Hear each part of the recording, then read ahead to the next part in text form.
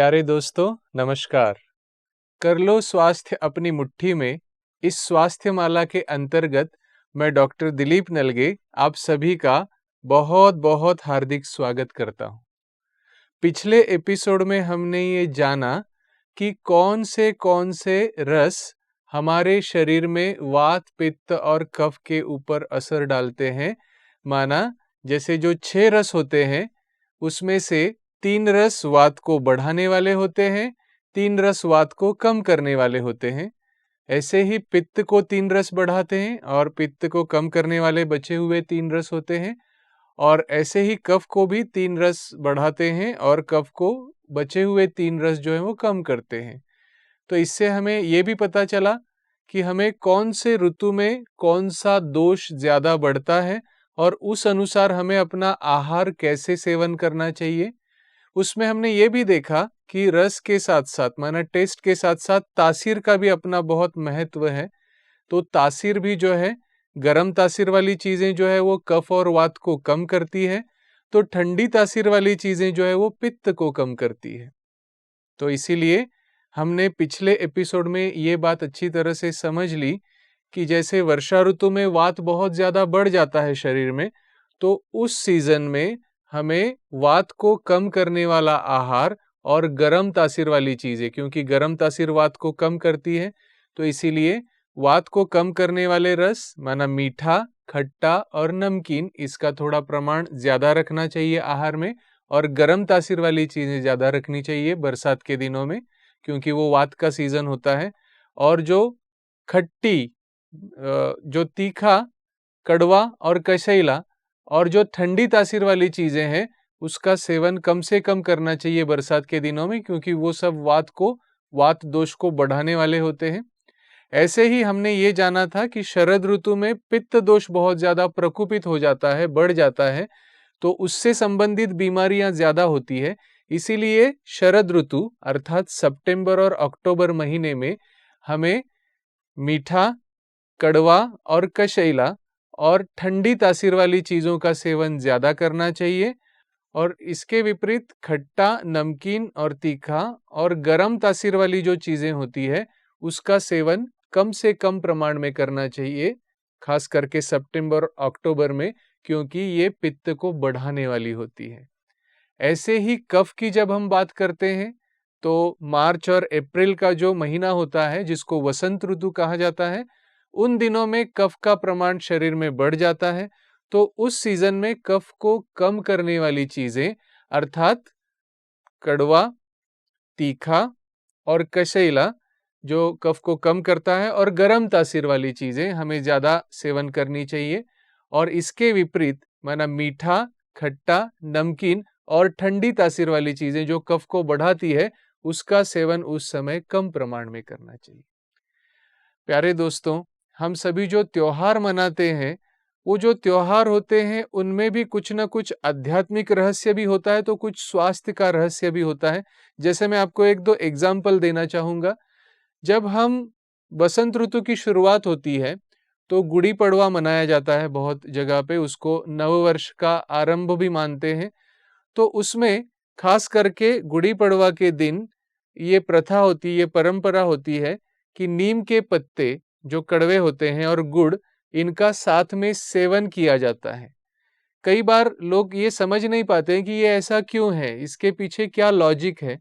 लेकिन अगर गौर से इसको देखा जाए तो कड़वे नीम के पत्ते माना इस सीजन में जो कि कफ बढ़ाने वाला सीजन है, कफ डेफिनेटली सबके शरीर में बढ़ने वाला है, तो इस सीजन में हमें कड़वी चीजें जो कफ को कम करती है, तो कड़वा रस तो एक ही इसमें प्रतिनिधि के रूप में लिया गया है, लेकिन कड़वे रस के साथ साथ तीखा और कशैला जो कफ को कम करता है, इनका प्रमाण ज्यादा रखना चाहिए। और गुड़ जो सेवन किया जाता है, तो गुड़ तो मीठा है, तो आप सोचेंगे कि गुड़ तो कफ को बढ़ाएगा, लेकिन ऐसा नहीं है। मीठा तो है गुड़, लेकिन वो गर्म तासीर वाला होने की वजह से, उसकी गर्म तासीर की वजह से वो कफ को कम करता है। इसीलिए बसंत ऋतु में, ये बसंत ऋतु की शुरुआत में जो गुड़ी पड़वा मनाया जाता है उसमें गुड़ और नीम के पत्तों का सेवन किया जाता है। तो केवल उस दिन में ही हमें इसका सेवन नहीं करना होता है, तो कम से कम अगले 1 महीने तक नियमित रूप से अगर हम इसका सेवन करते हैं तो उससे ये हमें बढ़े हुए कफ से और उससे होने वाले बीमारियों से बचा सकता है।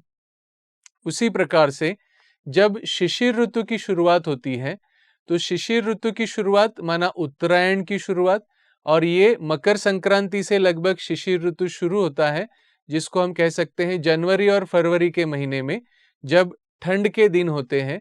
तो उसमें भी जैसे मकर संक्रांति मनाई जाती है, लोग छतों पर जाते हैं और पूरे दिन भर जो है वो पतंग, खास करके गुजरात में ये काइट फेस्टिवल काफी ज्यादा प्रचलित है, तो सारे दिन भर पतंग उड़ाते हैं और उसके साथ साथ तिल और गुड़ एक दूसरे को बांटते हैं। तिल और गुड़ से बनी हुई चीजों का सेवन किया जाता है उस दिन। जैसे महाराष्ट्र में भी ये परंपरा है, एक दूसरे को तिल और गुड़ के लड्डू बना के एक दूसरे को देते हैं और उस प्रकार से एक दूसरे से मिलते हैं। तो ये जो सब चीजें हैं, इसके पीछे हेल्थ का जो लॉजिक है वो भी मैं थोड़ा आपको एक एग्जाम्पल के रूप में बताना चाहूंगा। क्योंकि देखिए ये ठंड का महीना होता है और जैसे मैंने पिछले एपिसोड में बताया था कि ड्राइनेस बढ़ना शुरू हो जाता है। शिशिर ऋतु की शुरुआत माना ठंड तो होती है, जैसे हेमंत ऋतु में ठंड है वैसी ठंड शिशिर ऋतु में होती है, लेकिन ड्राइनेस का बढ़ना शुरू होता है और इसीलिए कफ भी धीरे धीरे इसमें क्या होता है, शिशिर ऋतु में कफ का संचय शुरू हो जाता है, माना कफ शरीर में इकट्ठा होना शुरू हो जाता है।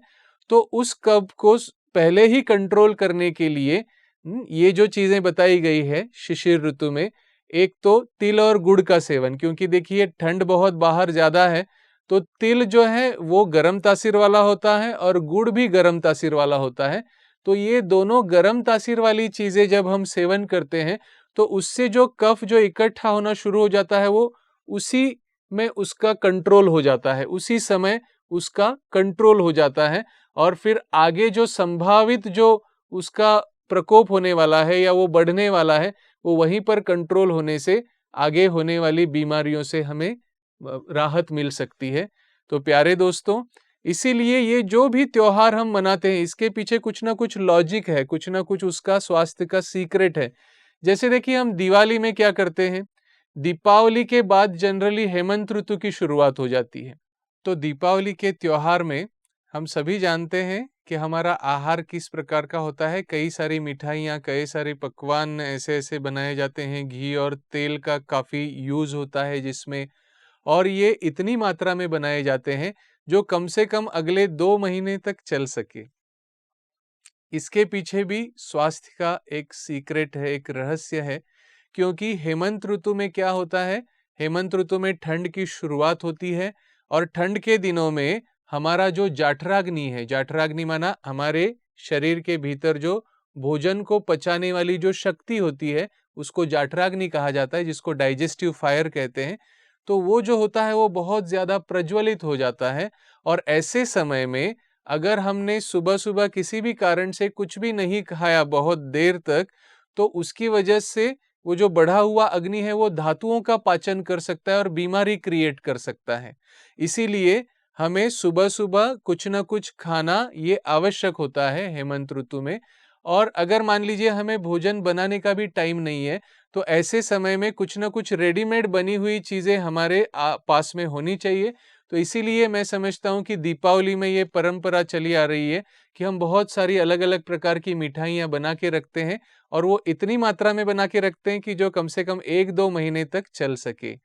और आप सभी भी ये महसूस करते होंगे, समझते होंगे कि दीपावली में उन दिनों में खास करके बहुत ज्यादा ठंड जब होती है हेमंत ऋतु में, तो जो हम चीजें खा सकते हैं, जैसे ये सारी बहुत पचने में हेवी होती है, वैसे देखा जाए तो डाइजेस्ट करने में इतनी आसान नहीं होती है, लेकिन उन दिनों में वो आसानी से पच जाती है। यही चीजें अगर आप गर्मी के दिनों में खाने की कोशिश करो तो ये पच सकती है? नहीं पच सकती है, डाइजेस्ट भी नहीं हो सकती है। तो इसीलिए खास करके दीपावली के समय ही इन सब चीजों को बनाया जाता है, क्योंकि ठंड के दिनों में हम उसको पचा भी सकते हैं, हजम कर सकते हैं और साथ साथ उससे हमारे शरीर को बेनिफिट भी मिलता है।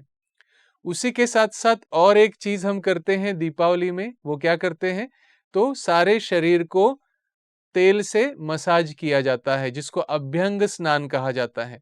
वैसे तो आयुर्वेद में अभ्यंग का बहुत महत्व बताया है।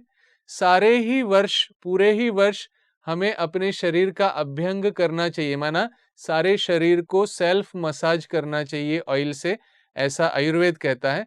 और उससे क्या क्या बेनिफिट्स होते हैं वो भी बहुत सुंदर रीति से वर्णन किए हैं। उसमें ये लिखा है कि अगर हम नियमित रूप से अभ्यंग करते हैं तो उससे हम जल्दी बूढ़े नहीं होते हैं, उससे हमारी थकान शरीर की दूर हो जाती है, माइंड और बॉडी एकदम रिलैक्स और एकदम फ्रेश, एनर्जी लेवल हमारा बढ़ जाता है, हम पूरे दिन भर बहुत अच्छी एनर्जी के साथ काम कर सकते हैं। तो इसीलिए इसका बहुत महत्व है। लेकिन इसको हमें, चलो मान लीजिए हम सारे साल भर नहीं कर सकते हैं, लेकिन कम से कम हम ये ठंड के 2-4 महीने जो हैं उसमें भी जब जब हमें समय मिलता है तब तब हम करते हैं। क्योंकि मैंने खुद ने भी ये देखा है कि उसको करने में ज़्यादा समय नहीं लगता है। इसमें कोई आपको शरीर को बहुत ज़्यादा रगड़ना नहीं होता है।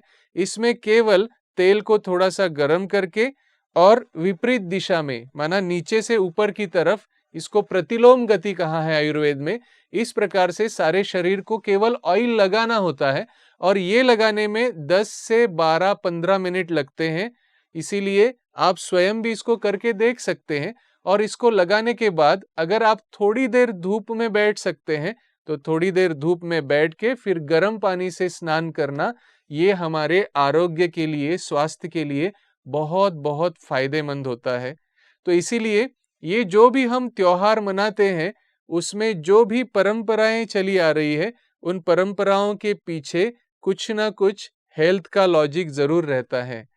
जैसे मैं शिशिर ऋतु के शुरुआत की बात कर रहा था, तो गुजरात में उत्तरायण के समय में क्या होता है, सभी छतों पर जाके सारे दिन भर पतंग उड़ाते रहते हैं, बहुत अच्छी तरह से सेलिब्रेट करते हैं। तिल और गुड़ का तो महत्व मैंने बताया, लेकिन पतंग उड़ाने के पीछे का भी स्वास्थ्य का एक राज है, वो भी मैं आपके साथ शेयर करना चाहूंगा। मैंने जैसे बताया कि शिशिर ऋतु में कफ इकट्ठा होना शुरू हो जाता है और उसको उसी समय कंट्रोल करने के लिए आयुर्वेद में जो कुछ उपाय बताए हैं उसमें मारुत सेवन और आतप सेवन, मारुत सेवन माना हवा का सेवन करना, हवा में बैठना, और आतप सेवन माना धूप का सेवन करना, ये लंघन के 2 प्रकार बताए गए हैं। तो जब हम छत पर जाके सारा दिन भर पतंग उड़ाते हैं तो नेचुरली ऑटोमेटिकली हमें धूप भी मिलती है, क्योंकि उस समय हमारे शरीर को बहुत ज्यादा उसकी जरूरत भी होती है, ठंड का समय होता है, और उसी समय में प्रचुर मात्रा में हमारे बॉडी को विटामिन डी भी मिल जाता है और साथ साथ में वायु का भी सेवन हो जाता है। और इस प्रकार से क्या होता है कि शरीर में जो कफ बढ़ना शुरू हो गया है, अभी उसका इकट्ठा होना शुरू हो गया है, उसी समय उसको कंट्रोल जो है वो हो जाता है, उसी समय वो कंट्रोल होने लगता है और आने वाली जो कफ की बीमारियां हैं उसको रोकने में इसकी मदद मिल सकती है।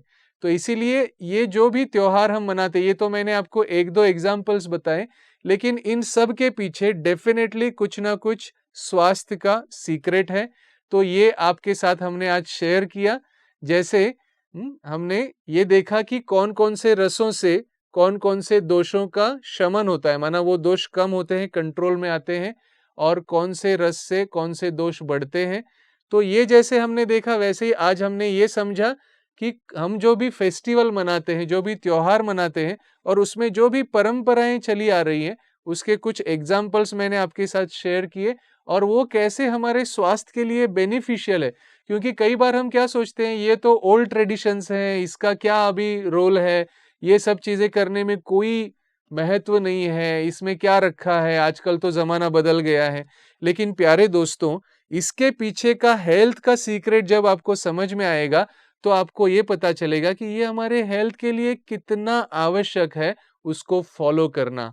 तो इसीलिए इस एपिसोड में इसी के साथ हम आपसे विदा लेते हैं। आपका बहुत बहुत धन्यवाद। Thank you. ओम शांति।